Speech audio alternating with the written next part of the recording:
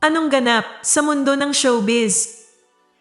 Itinanggi ng newbie actress na si Jillian Vicencio na may kinalaman siya sa paghihiwalay ni Catherine Bernardo at Daniel Padilla. Nadamay ang pangalan ni Jillian sa kontrobersyal na breakup matapos siyang pangalanan ng ilang internet users bilang kabilang sa mga babaeng sangkot sa breakup ng Katniel. Mariin naman itinanggi ni Jillian ang chismis na ito. "Huwag niyo po ako idamay. Hindi po totoo. Bigyan naman po natin sila ng respeto."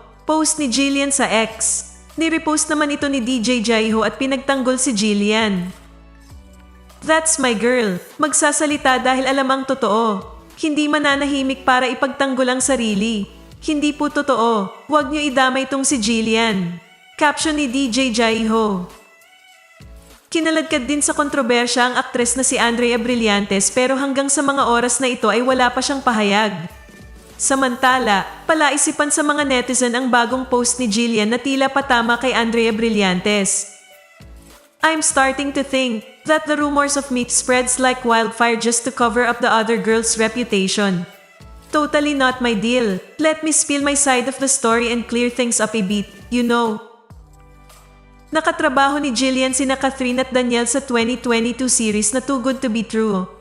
Kasama rin siya sa pinakabagong pelikula ni Catherine na A Very Good Girl.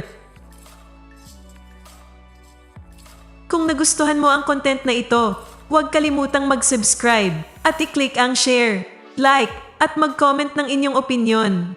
And favor naman po, please don't skip the ads.